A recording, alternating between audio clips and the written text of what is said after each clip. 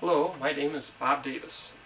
I can be found on YouTube, MySpace, and eBay as Bob Davis 321. 321 is my extension where I work. That's a good way to come up with a name for the internet. I like to say I was a geek before the word geek was invented.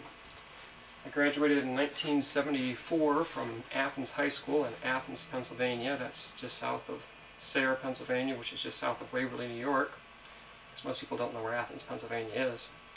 And even back in those days, I had glasses that were taped and soldered together with wires and stuff, and I had a little stencil thing that I kept in my pocket. This is a much newer one. The one I had back then had vacuum tubes and stuff on it, because I did vacuum tube circuits. And I would sit in study hall and read every technical book I could read and draw schematics and circuits and stuff. And I was even in art class.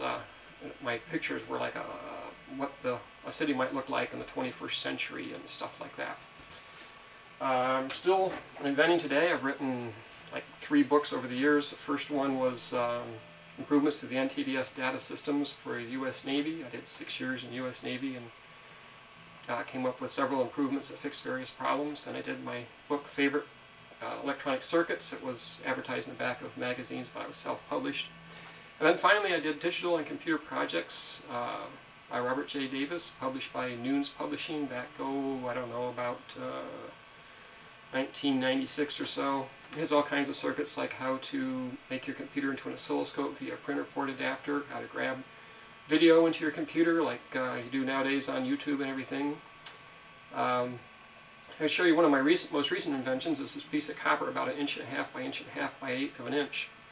This invention allows you to take a desktop socket 754 motherboard by a laptop socket 754 processor, and you put the processor in, and you put this heatsink shim on it, and then you put your heatsink on, and it all works great. I've built about, I don't know, a dozen computers using that. And for a while, those motherboards and processors were available for $10 or $20 on eBay, but since I've published how to use them, the prices have gone up a bit. I'm waiting right now for socket 939 to get discontinued so it'll become cheap. I like to follow what I call the trailing edge of technology. When you're on a cutting edge, you generally get hurt. But if you follow the trailing edge, you don't get hurt. I could tell you stories like my boss once wanted to buy a Pentium processor, computer, whatever, and we bought one, and it wouldn't do any of the stuff right. Even the AutoCAD drawings, all the numbers were off a little bit. And then finally somebody announced that there was a flaw in the Pentium processor, and this was like 8 months after the processor had been out. Turns out there was a major flaw in it, and it was like another 6 or 8 months before we could use a $3,000 Pentium computer. So that's where I learned my philosophy of following the trailing edge. Besides making all kinds of electronics devices, I also write all kinds of programs in I don't know how many different languages, but my favorite language to this day is still FoxPro. I started, way back in DBase 2 on Kpros, who knows how many decades ago, but still programming and still enjoying working with computers and electronics. As you watch my videos, you can see I like destroying things too, with high voltage and stuff. So now you know a little bit more about me than what you'd find out from watching my videos, so that's all for now. Bye.